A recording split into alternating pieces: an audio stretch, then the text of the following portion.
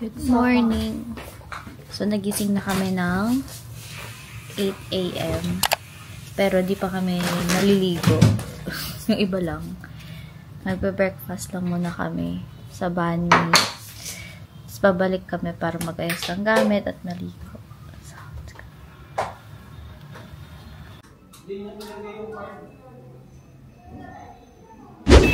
good morning! So, ano na, 8:46 AM na, pero mga 7:30 kami nagising. Breakfast lang kami sa Banh Mi 25. So, mga 7 minutes walk lang siya sa hotel namin. Di pa ako naliligo. Naghilamos lang ako.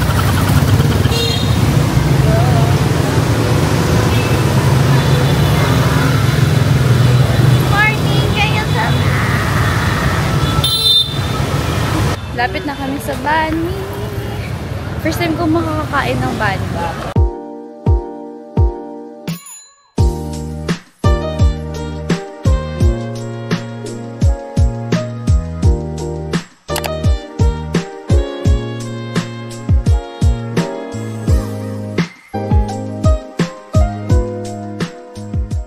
Dito na kami sa Banh Mi. Sa tapat, may dalawang pwedeng pag-dine-inan. Then, doon yung ginagawa.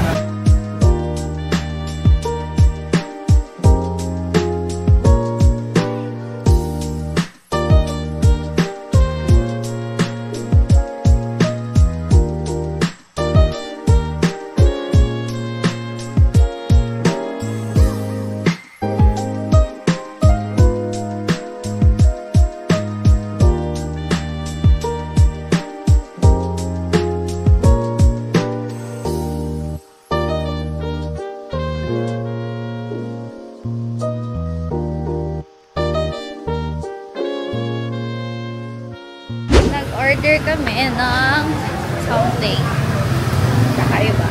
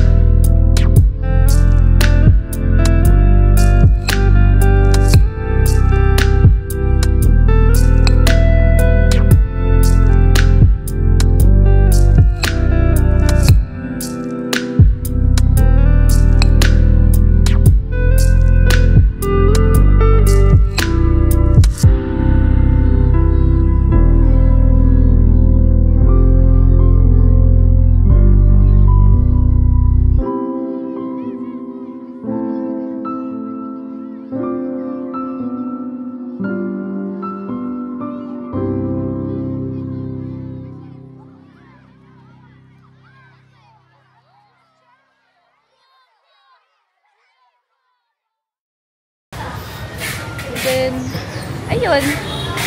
Sobrang sulit. So far, masarap yung mga kinainan namin.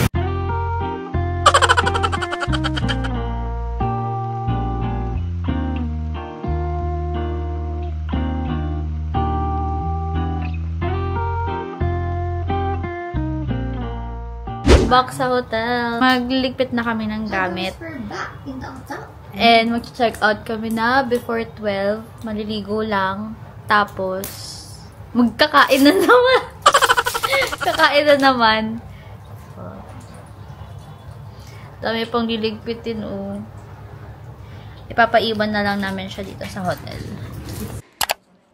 So, hi guys. Ngayon, share ko sa inyo yung mga tinanong sa amin sa immigration. Tapos ilalagay ko na lang dito yung details, profile namin. Naihi. Oy, magparte-parte ng tissue. Okay. Sayang yung mahal yung... Uli mo na yung lahat sa'yo na yan. Ilang dong din yan. Nakaayos na kami and mag-check out na kami ngayon sa hotel. Kasi papaiwan lang namin sa maleta. Ipapaiwan lang namin dito sa lobby. So, yun yung room ng mga guys. And here yung room namin.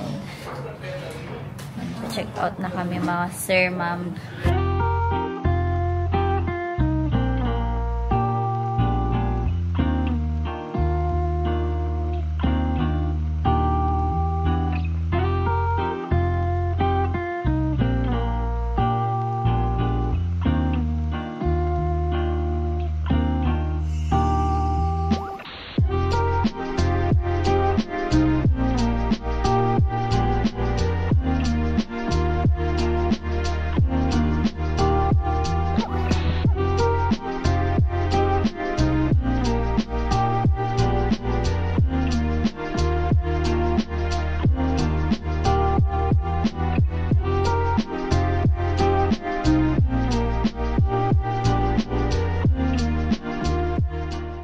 Nag-early check-out na kami sa hotel. Tapos ngayon is papunta kami sa Wancam Lake.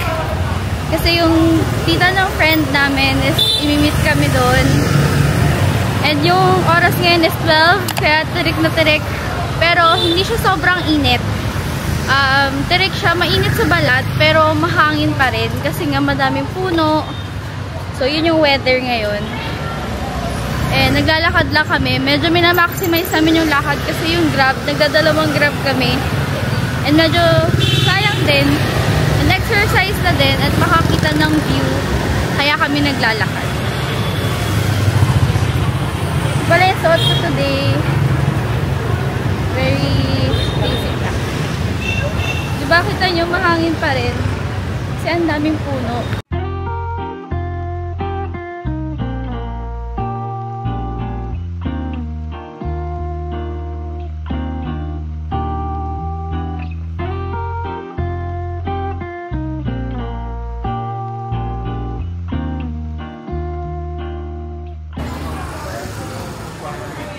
Puro mga nakapark yung mga motor dito. Tapos halos sa kalsada ka na din naglalakad.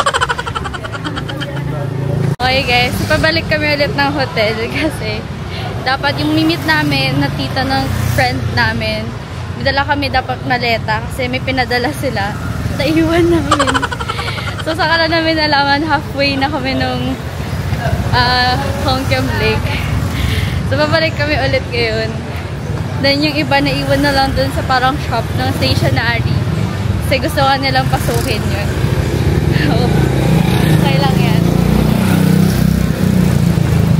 Nawala din sa isip kasi ang alam...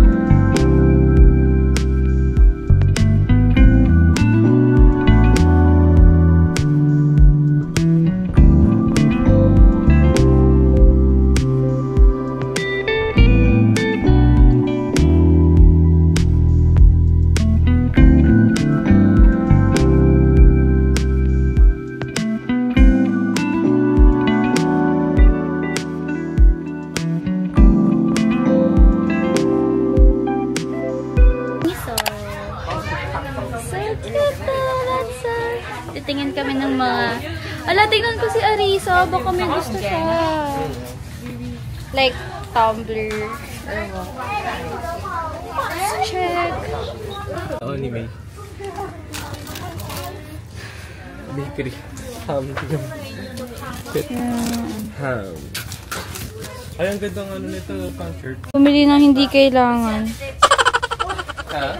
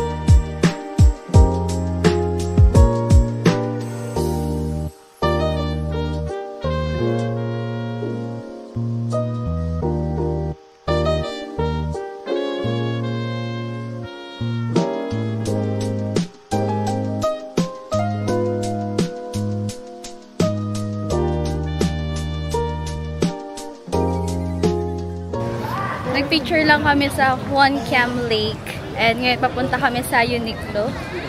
Tingin lang kami if may mga something doon na wala sa Pinas. Ang cute ng aso! So medyo malayo-layo pa dito yung Uniqlo. Pero maglalakad-lalak kami. Pero ang init. Tapos yung ano, laging nakakauhaw. Parang kahit kakainom lang namin, nauuhaw kami agad. Ang cute ng dog! Madaming poodle dito sa... Parang yun ang main dog.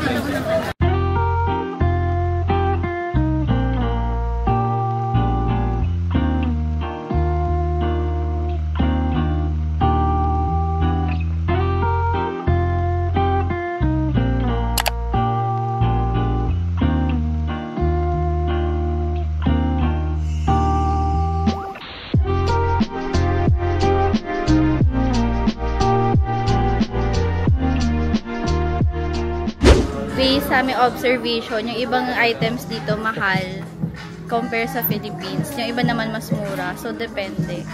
Kailangan mo lang i-convert para ma-check kung ano mas mura tsaka mas mahal. Dito may cafe. Tingnan natin yung cafe nila.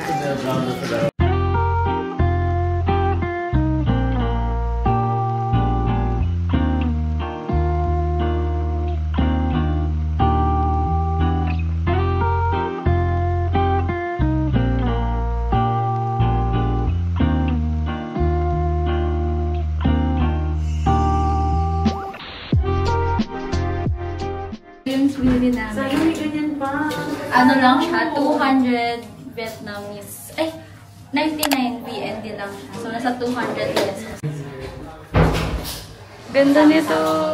99 VND lang. So, bibilin na namin siya. Ayun.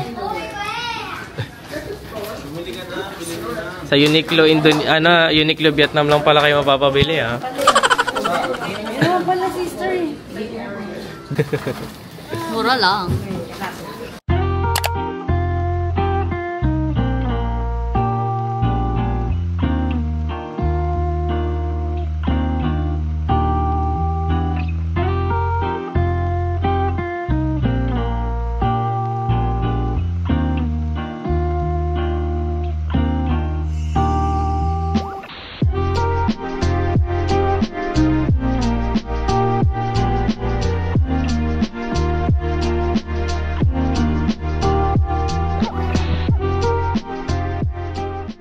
Dito kami sa Estevan Spa. Magpapamassage kami. Ayan. So-try namin yung traditional Vietnamese massage for 1 hour. Price is 490 dong for 1 hour. Dong! Full body massage. That's our trippings for today. Ang ganda dito, mabango, tapos fresh. Tapos lalaki sa lalaki, tapos babae sa babae yung mag-massage. Pa-fill up kami ng customer information before magpa-massage. Mawash muna nila yung pa.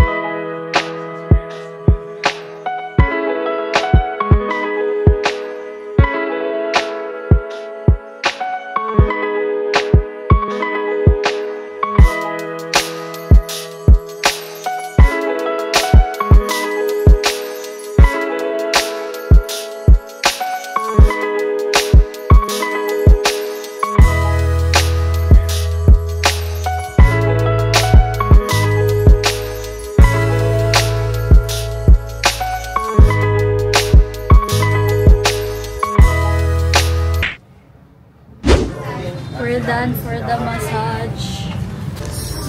5:30 PM. So, medyo maaga pa kasi 8:30 pa kami pipick upin ng 8:30 pa kami pupunta sa waiting area. Thank you! So, magde-dinner muna kami. So, siguro bibili na din ng pasalubong, ganun. Habang may time. Hello. Kamusta naman ang massage ko? Solid. Sabi daw, kita mo, tumutulo na si Pun eh. Sabi ko sa kanya. Busy kasi ka.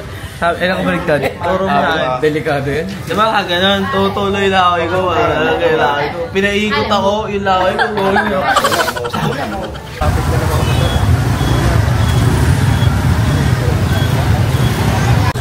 Magde-dinner kami ngayon sa KFC.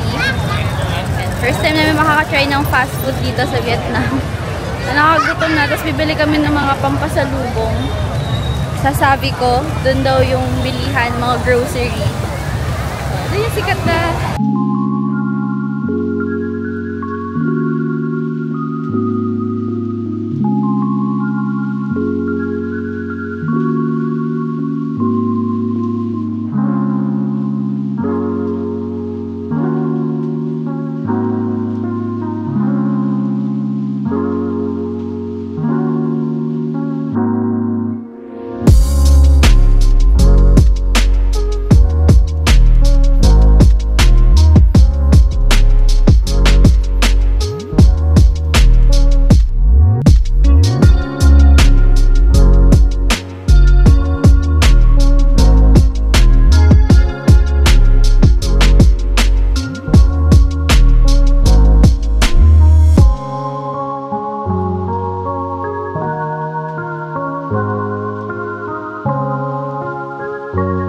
Order ako roasted chicken.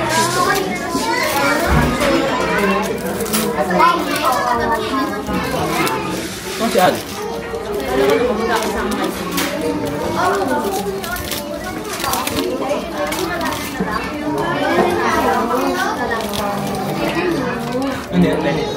Roasted chicken. I'm not that violent. I'm just loud. Tikim. Ano? Ketchup. Nakakala ko fresh. Ito na chili sauce. Sa'yo na lang to. Like, Hindi, okay lang. ay natin. Kayo. Dahil na kami kumain. So far okay lang naman yung KFC. Maanghang lang pala yung order ko. Kaya di ko masyado na bet. Nakipagpalit ako kay Ben. Tapos kaya bibili kami ng roti. So doon siya sa sikat dito din na bread. So pangbaon namin sa bus. And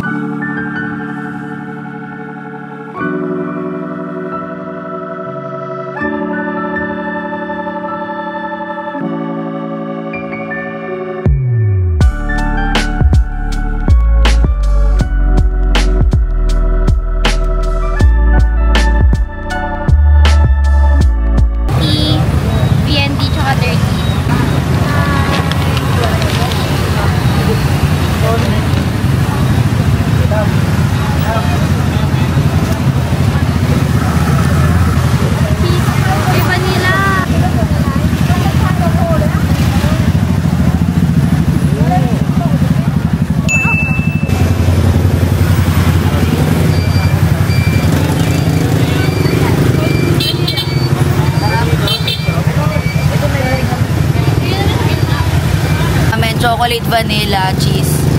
Tsaka salted egg. Hindi namin alam kung ano yun dito. So, hulaan natin to. Saan natin? Black takeover to. Pilit mo namin yan. Vanilla. Ikaw. Ikaw. Chocolate. Chocolate. Parang halit na. Sinulang kaagad. Paano? Black takeover to. Vanilla, chocolate. Vanilla.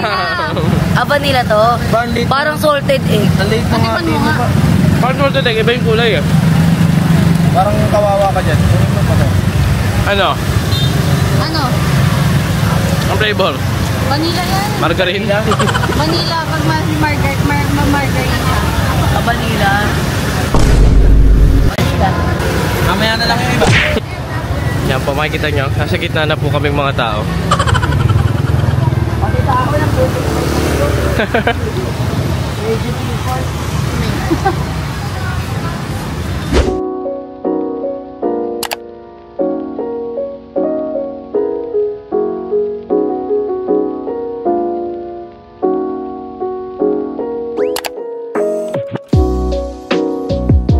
Meron dito personalized na chocolate.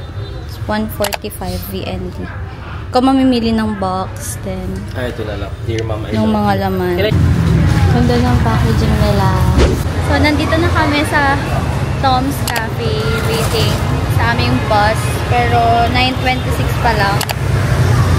So, sabi 9:30 to 9:40 daw bago dumating yung bus. Wala pa ata. Medyo na-stress lang kami kasi ang hirap mag-book ng Grab. Tapos ang dami naming maleta. Nahirapan kami mag-book ng Grab kanina kasi traffic and all. Kaya medyo nagmadali lang ganun and all. Pero ngayon waiting na lang kami. So nagpalit na lang din ako ng pants para comfy. Tapos nagdala ko ng jacket para merong panglamig.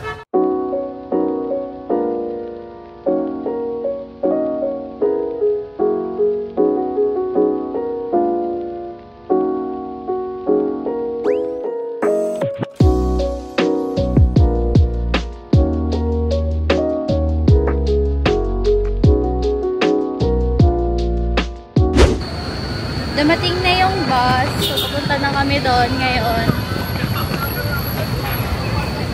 Para sumakay. Go, go!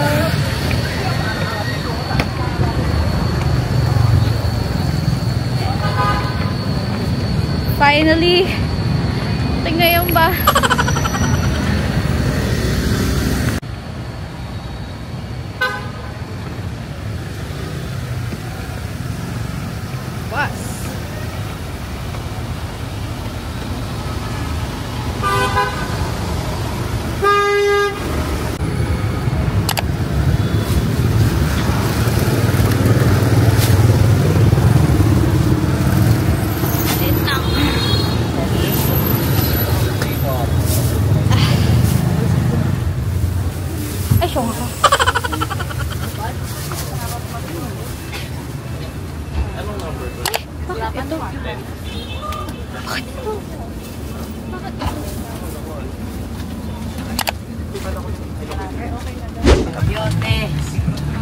Asan ang numero?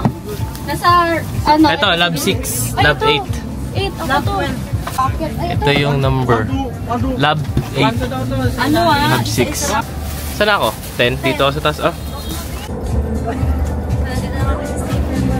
Hi ate! Hello! Wait lang, may ito feeling ko malalaglag ako. Hindi ka malalaglag yan, te. Gusto mong point of view dito? Ayan. Hi guys! Meron akong dalawang saksakan and point of view. Masarap yung higa ko dito. Maluwag yung leg pit ko. Tignan nyo. Leg pit. Good night. Ganun Good ka. night! Bye-bye! May aircon. May water. Dalawa. Charger. Ilaw. And then, kumot. So guys, tip muna kami.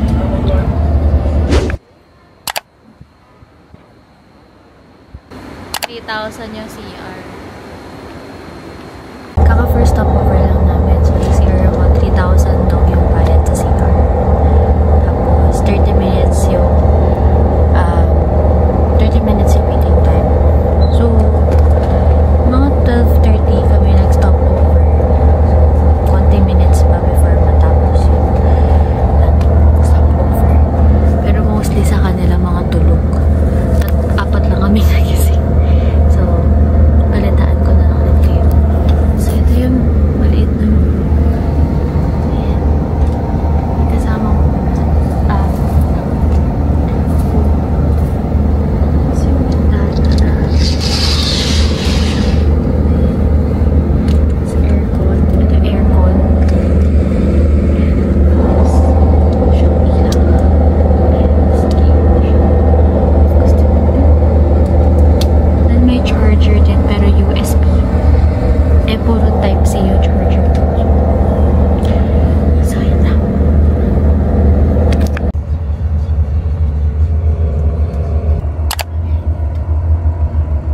Hi guys, so it's already 2 a.m.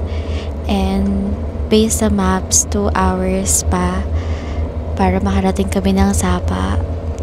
And eto ako, nag-edit ako. Actually, nagde-delete pala, free up ng space. Kasi mistake ko na di ako nagbawas ng or nagdala ng extra na SD card. Kaya puno na kaagad. Kasi meron pa akong Japadal dito sa SD card ko. Share ko lang yung thoughts about dito sa sleeper bus. Actually, sobrang maalog pala kapag nasa second floor ka. Kanina pag natutulog ako, natatakot ako kasi baka tumilapon ako. Ayan, kasi walang harang masyado dito sa baba. So, kung hindi mo masyado pipigilan yung sarili mo, baka tumilapon ka, ganun. Lalo na ako, parang ganun. Titilapon ka. Kaya mas better if nasa sa may window side ka. So, tour ulit. Ayan, ganito siya kapag gabi. Nakailaw lang yung ilaw. And then, yung aircon, meron din dito. Ayan. Malawak naman siya. And, I don't think kapag dalawa dito is advisable. Sobrang sikip pag dalawa. Ako pa nga lang parang okay na siya for solo talaga. And kanina sobrang hassle kasi tulad yung nakwento ko, mali kami ng pinasakyan na bus. So, mga auntie mo, yan, tinanggal namin sapatos. Pagkatingin ko, hindi cabin. Sabi ko, bakit hindi cabin? Cabin yung binuk ko. Syempre, mas mahal yun. Doon kami pinasakay. Tapos, ayun, hinanap pa namin yung isang bus na nakaka-cabin. And, wala malaman namin na mali pa lang ka talaga una. So, naglakad ako ng nakamedyas lang. Ganun. So, sobrang taranta. Sobrang pagmamadali. So, sobrang hassle talaga kanina. Hindi na nawala yung nagmamadali kami. Ganun. Pero okay lang. It's part of the trip. Kanya, wala naman talagang smooth na travel lagi. Umaalog talaga guys. Pero, ayun, walang smooth na trip. Talagang laging meron kayong adjustments. So, yun lang. Kailangan nyo lang maging patient and magkaintindihan lang din. So, yun lang yung mapapayo ko. But I'm very excited sa pagpunta namin sa Sapa. And actually, ready namin yung mga battery namin kasi mostly mga low-bat na. So, sana kayanin pa to for throughout the day. At yung una namin gagawin is mag-fancy pan kami. So, see you there. Bye!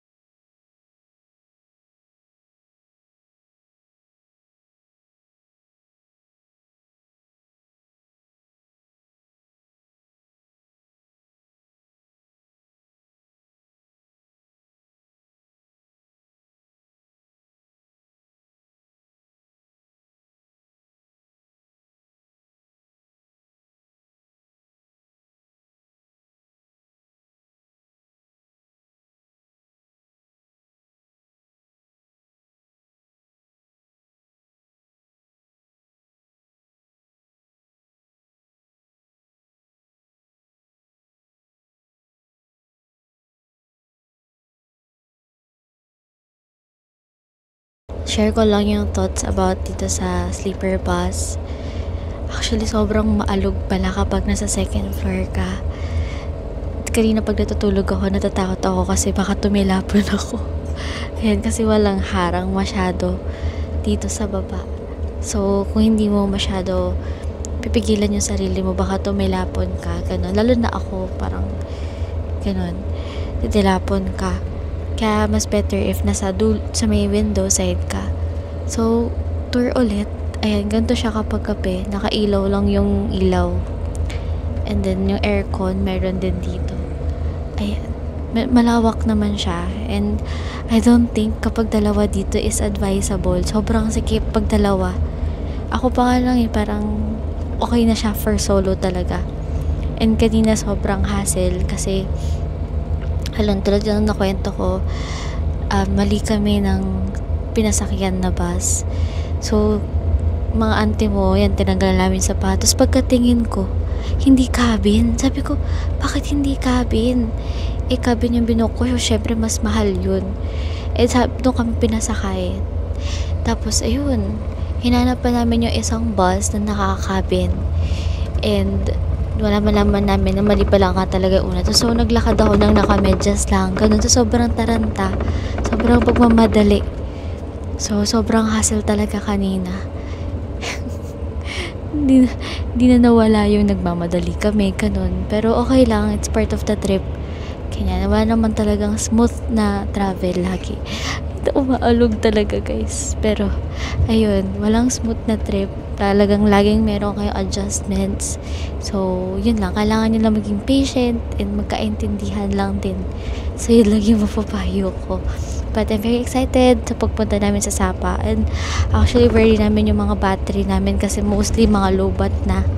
So sana kayanin pa to for throughout the day. At yung una namin gagawin is mag-fancy pan kami. So see you there. Bye.